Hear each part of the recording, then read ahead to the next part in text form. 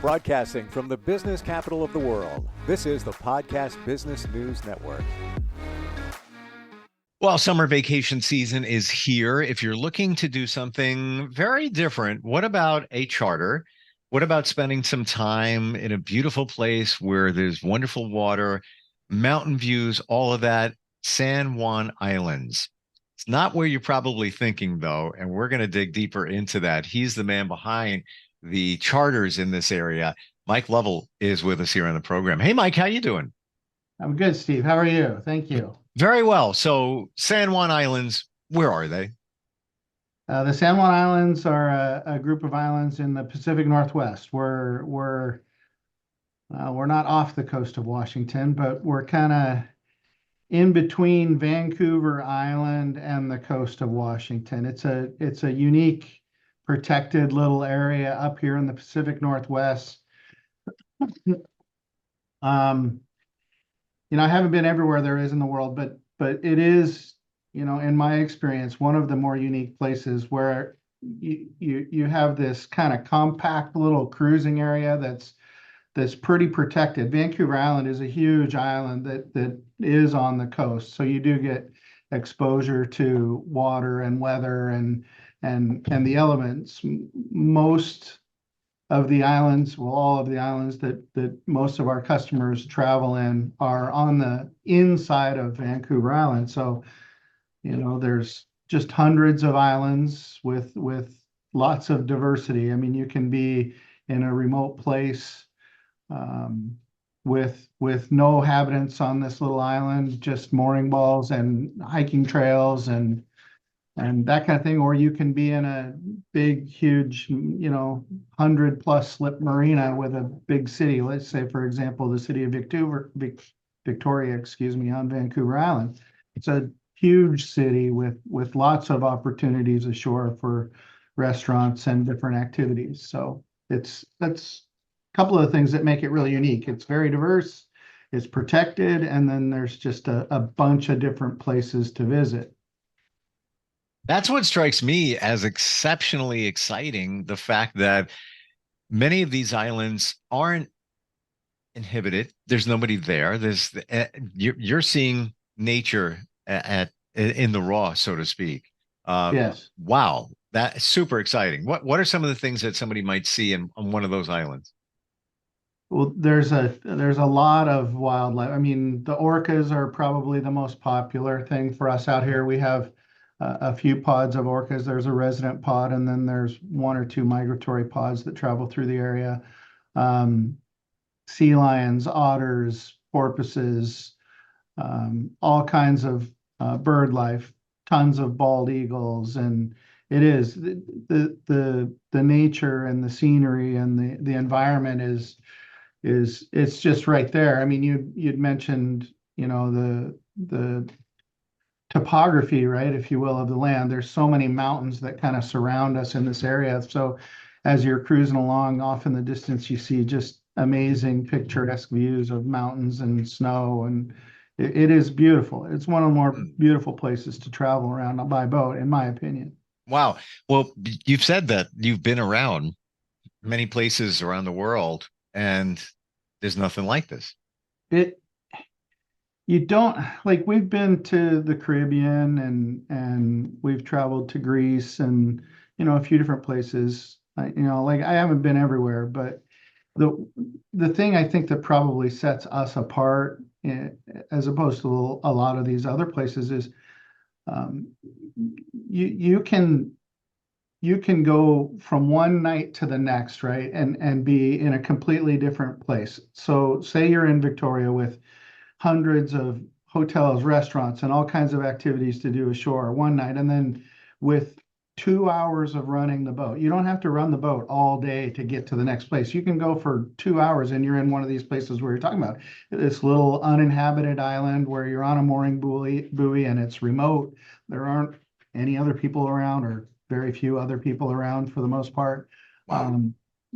And like I say, you're not traveling long distances during the day. So the trip becomes more about the experiences once you arrive at a destination. I mean, obviously the traveling from point A to point B is very beautiful and pretty to look at.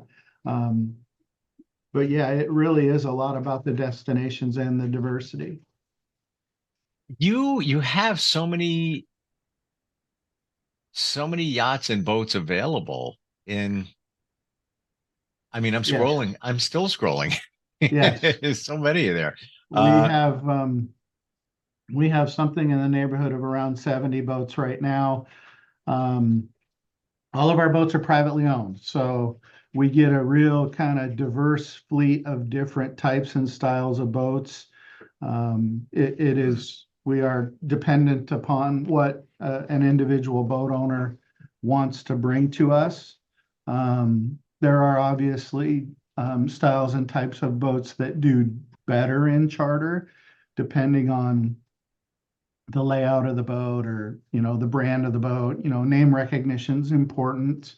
mhm. Um, but yeah, just about anything will charter. Um, it just depends on how busy the owner wants the boat to, and we can help an owner kind of pick and choose a boat that for us, it's really important that the owner wants to own the boat that they were buying. But then, taking in what their wants and desires are and then kind of tailoring it to a boat that they want to own, excuse me, and then also works well in charter is a big part of what we do. Sure. And with the looking on your website with the, let's say you wanted a powered yacht, Mhm. would that come with a crew? I know there's a section on there with crewed yachts. Or is it you're renting the boat for a period of time and you're piloting it, you're taking care of it? No, great question. So, excuse me, Steve. We're what's known as a bareboat charter company, and to the people out there that maybe aren't, or haven't grown up in the marine industry or as boaters, they may not know what that is. But basically, what bareboat means is that you, as a customer, you take the boat, and for the period of time that you've rented the boat, you in essence are the owner of the boat. You go where you want to go. You do what you want to do. Wow. Um, it, it- we do have some options where we can put a customer together with a skipper or crew, um, if they want a more kind of hands-off experience. But primarily what we do is the customer rents the boat. When they come through our doors, we orient them to the area, the islands, and primarily the boat and all the systems on the boat. We'll go down and show you how everything works, and then Sure. the customer then provides to us a demonstration of their ability to handle the boat in close quarters. Um, and as long as all that goes well, they are out on their way on their own vacation. Wow. What's the weather like around those islands this time of the year, maybe middle of the summer, another month from now? It's we have year round, we really don't have extremes, right? We don't have extreme heat in the summer. We don't have extreme cold in the winter. But we do definitely have four seasons. Right now, it's great. You've got temperatures that'll range from upper 50s, low 60s to as much as the mid to upper 70s. The rain this time of year is much more predictable. We don't get near as much rain right now as we do obviously in the winter. By the time the 4th of July, mid-July rolls around, from there through most of September, we have not much rain at all. The temperatures will range from 70 to maybe into the low 80s. We don't get typically a lot of high wind conditions. So, Hmm. having a boat be blown around while you're out underway or getting high sea states due to wind or weather is unusual. Like I say, just really pretty temperate. Most of the boating season, which for us, I would consider our season, we are a seasonal business. So our season is primarily, say, April, May through September, early October. During the majority of that time, like I say, it's pretty comfortable. Most evenings you're going to want a light jacket, but during the day you're pretty comfortable in shorts and a t-shirt on the nice sunny days. Wow. What do you think is the water temperature? Can you You got kids? You want to Yeah. jump in? Is that doable? You have to be the water temperature out in the larger bodies of water where it's deeper tends to migrate around 55 degrees. Okay. So pretty cold. Yeah. But and for a long time I was really skeptical of this, but you pull into some of these smaller bays and harbors, I mean, even near to where we are now, um, you don't get a lot of tidal change in the water. So the water stays in these shallower areas and it will warm up, warm enough to swim. I've done it. My kids have done it. My wife has done it. And then if you go north of us, inside of Vancouver Island, up through the Canadian Gulf Islands, about 100 miles north of here, there's a place called Desolation Sound. And there, the water temperatures up there in the summer can be in the mid 70s and very Oh, comfortable to swim in. And I'm not just saying that, I've actually done it. It's a true statement. I was surprised the first time I did even it. as soon as you said 100 miles north, first thing I'm thinking of is it's not getting warmer. Yeah, It's getting colder. it's funny. I think a big part of it is the way that the water moves around the island. So Vancouver Island is a big impedance, if you will, for the flow of the water. And it's going to come around the north and the south ends of it. So that water in the middle of Vancouver Island on the west, or excuse me, the east side of it Uh-huh. doesn't change as much. So it Wow. over the course of the hotter days in the summer, the water gets warmer. How did this all begin for you? Your love of the ocean, the water, and then right down to a charter business? So for me, it was, you know, I was one of these kids that really, I what was I going to do with my life? And I joined the Navy out of high school. Spent 3 years in the Navy, and I ended up coming home and working at a boat manufacturer and building boats. So from my late teens, early 20s, I was around the water and boats. And even at that point, I wouldn't say that, I was driven by some career on the sea or anything like that. But um, when I was 24, I met my wife and we got married. And her parents had just bought Anacortes Yacht Charters. It was a it was a business that was owned by another family before my in-laws bought it. They owned the Shays owned the business for 10 years, and then my father-in-law, when his two daughters went off to college, he was looking for a career change, and this business opportunity came along. And in 1989, he bought the business. My wife, Kristen, and I got married in 1990. And then 7 years later, when I had kind of done all I could do at the boat manufacturing, it was just kind of a natural transition to come to work for my in-laws.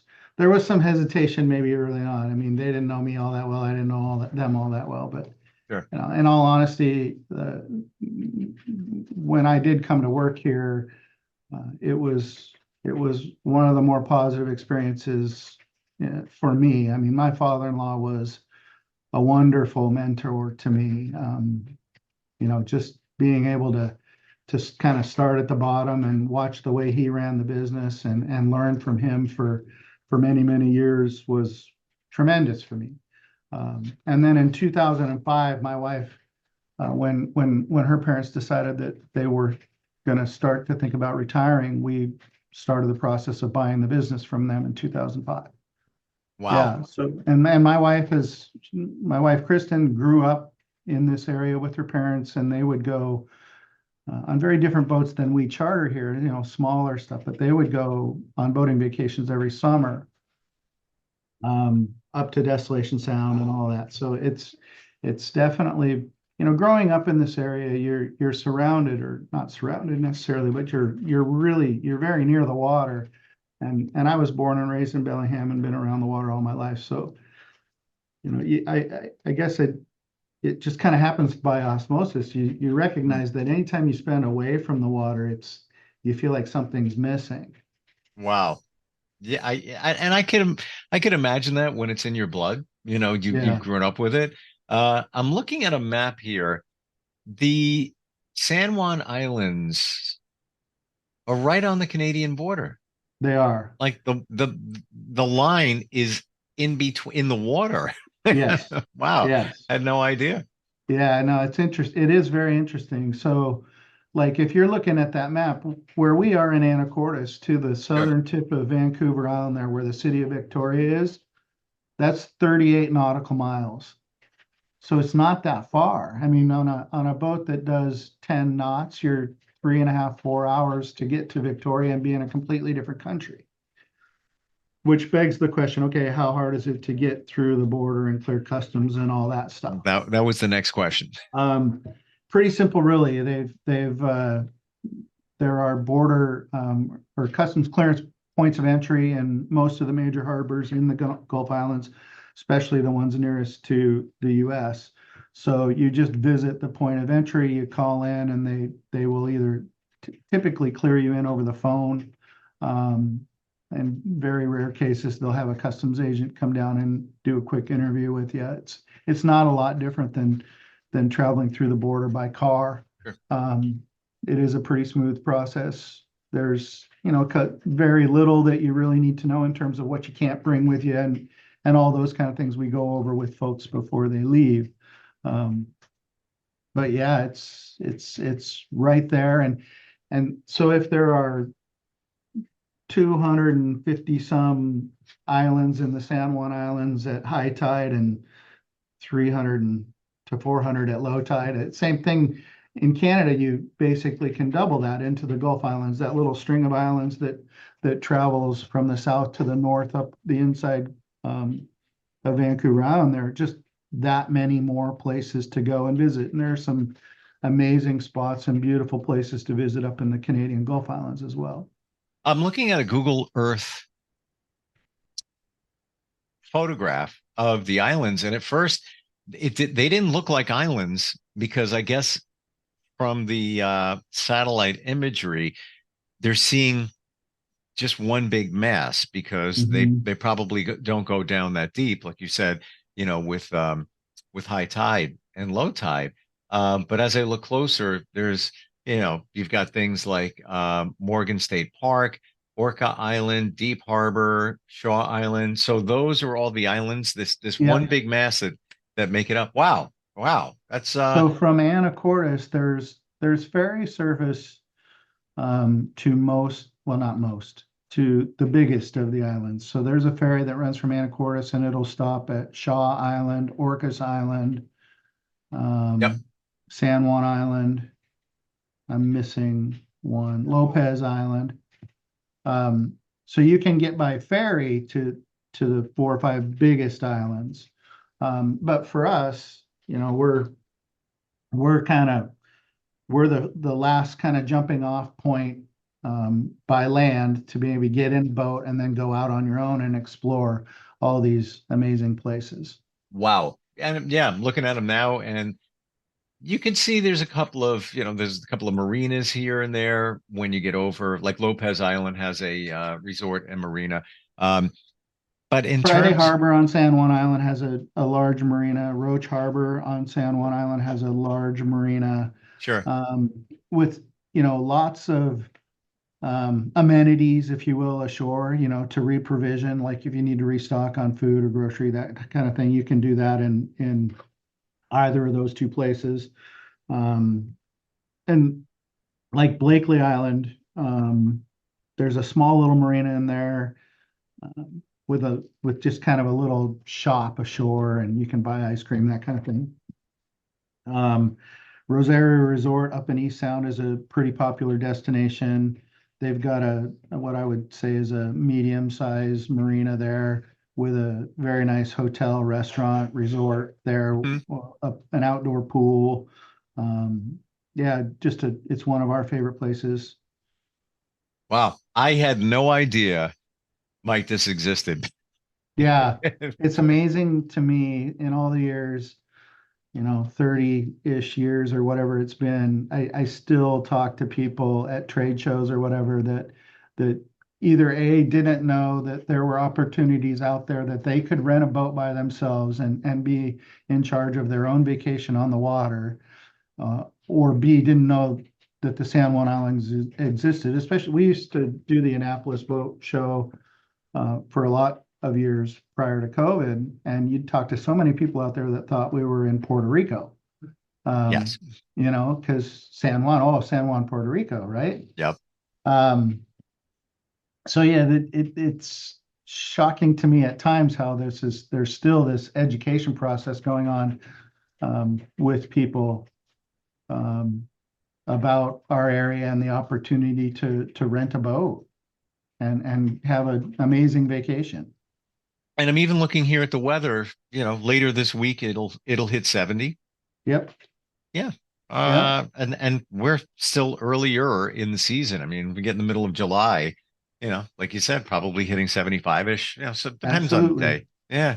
Wow. Absolutely. Yeah, no, Wow. it's and it's unusual, say, late June through, like I said, September, early October. It's unusual to come out and have a lot of people, most people rent from us and they go for a week, right? Some will go more than a week, some a little less than a week. But in an average week-long charter, it's unusual to have a week of what I would call bad weather, right? You might have a 1 or 2 days in there where it's a little cooler and a little grayer. You don't usually get a lot of rain, at least not sustained rain. And for the most part, the majority of your time is going to be moderately warm, moderately temperate weather, clear, Hmm. sunny skies, and pleasant. When we look at the website, you have the rates for the different size yachts. Could be 30 feet all the way up to 70 feet, and the prices there. Those prices are per what? Per night. That's per Yeah, night. Gotcha. per Okay, night. So got if it. you were going to go for a week, a 7 day, 6 night week, say you started on a Saturday and returned the following Friday, that would be what we would call a 7 day, 6 night week. So you'd start typically in the morning on the Saturday you start and be off the dock by midday, and then you'd return the following Friday at about midday.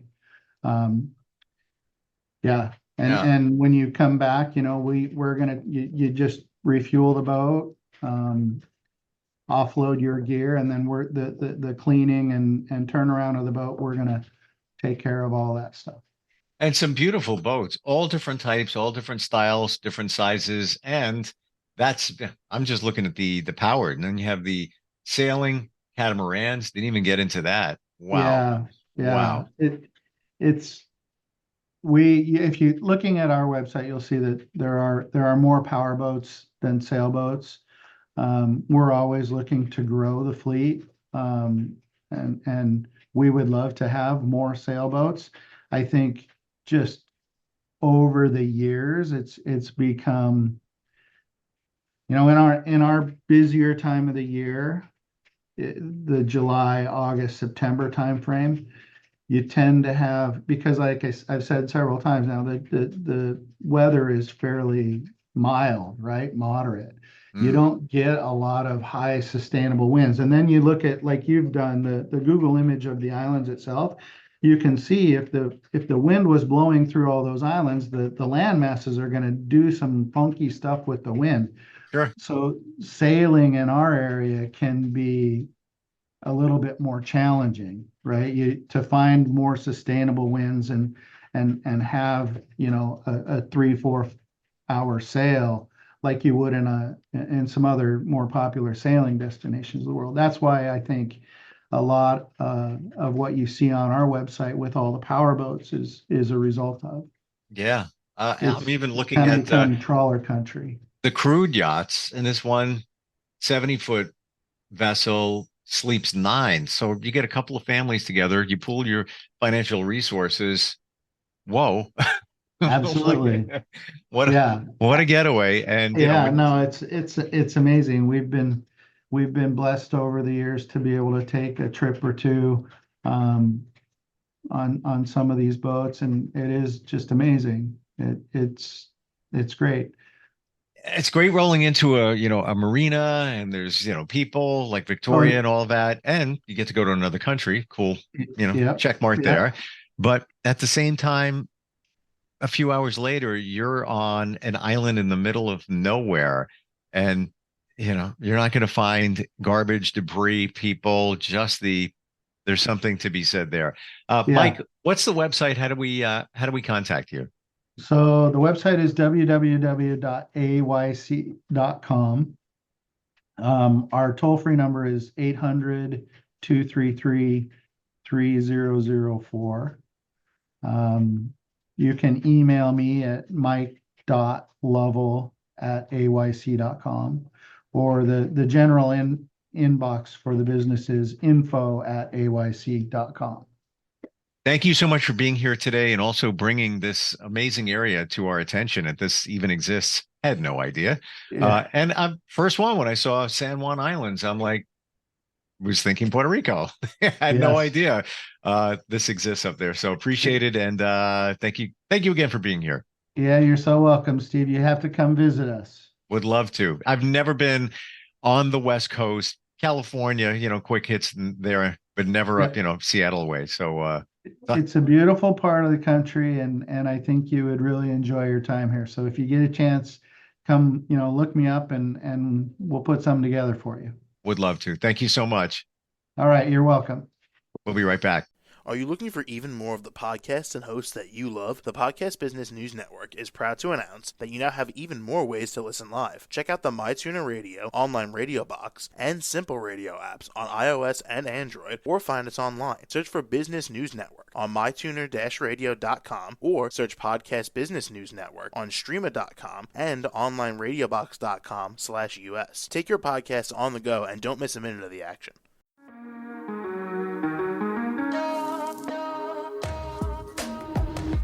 Broadcasting from the business capital of the world, this is the Podcast Business News Network. For nearly 2,000 severely injured veterans, everyday life has become filled with barriers. Day-to-day simple tasks can become pretty daunting. I have to carry my chair up 2 flights of steps or have somebody do it for me. What scares me the most is just the falling. When I'm struggling with my house, I think, to have that one great barrier just knocked down, it's crucial. Home for Our Troops is a wonderful nonprofit that builds a mortgage-free, fully adaptive, handicap-accessible house. And there's no catch. It'll be our very first home that we've ever owned. This is a game changer. This is where your life begins again. We need you to join us in completing this important mission. Please visit hfotusa.org and help build homes and rebuild lives. Because of you, everything's going to be okay.